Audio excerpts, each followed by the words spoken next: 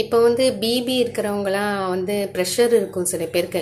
எனக்கே வந்து ப்ரெஷர் இருந்தது. நேற்று வந்து ப்ரெஷர் வந்து கீழே விழுந்துட்டேன். நான் கீழே உழுக போனேன், டக்குன்னு பிடிச்சிட்டேன். இது மாதிரி 3 நாளாக எனக்கு இருந்துகிட்டே இருக்குது. பிபி இருக்குது எனக்கு. ஆனால் வந்து நான் வந்து ஒரு ரெமெடி வந்து ஒரு பாட்டி வைத்தியத்துலேருந்து நான் பார்த்தேன். நான் எப்போவுமே டிப்ஸ் சொல்லுவேன்னா அந்த புக்ஸ்லேருந்து நான் பார்க்கும்போது அவங்க சொன்னாங்க இஞ்சி வந்து நல்லா தட்டி நல்லா சாறு எடுக்கணும் அப்படின்னு சொல்லியிருக்காங்க. சாறு எடுத்துகிட்டு என்ன பண்ணணும்னா இந்த தேன் சும்மா ஈஸி தான், ரொம்ப ஈஸி தான். இந்த தேன் வந்து 1 ஸ்பூனோ 2 ஸ்பூனோ போட்டுக்கோங்க.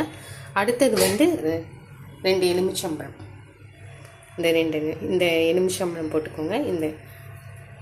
இது வந்து சாமியோடது. நான் மாரியம்மனுக்கு முத்துமாரியம்மன் கோயிலுக்கு போயிட்டு வந்து இந்த எலுமிச்சம்பழம் நான் எடுத்திருக்கேன். நீங்கள் வந்து கோயிலில் போயிட்டு வந்து கூட நீங்கள் வந்து கோயில் எலுமிச்சம்பழம் கூட நீங்கள் குடிக்கலாம். இல்லைன்னா நீங்கள் வந்து தனியாக எலுமிச்சம்பழம் வாங்கிட்டு வந்து குடிக்கலாம். இது வந்து 3 ரெமெடி தான். ஒன்று பெரிய வேலை இல்லை. இஞ்சி சாறு, தேன், 2 எலுமிச்சம்பழம் போட்டு நீங்கள் வடிகட்டி குடித்தாவே உங்களுக்கு சூப்பராக இருக்கும். அந்த பிபி வந்து கொஞ்சம் குறையும் அப்படின்னு சொல்லியிருக்காங்க. தலை சுற்றலும் நல்லாயிருக்கும் அப்படின்னு சொல்லியிருக்கிறாங்க. ஓகே ஃப்ரெண்ட்ஸ், என்ன கொதிக்குது தெரியுமா? கொஞ்சம் ஒரு 1/2 டம்ளர் தண்ணி ஊற்றுனேன். அப்புறம் கொஞ்சோன்னு பால் ஊற்றுனேன். ஆனால் பாலே தெரியல. கொஞ்சம் இஞ்சி, கருப்பட்டி போட்டு கொதிக்க வச்சுருக்கேன்.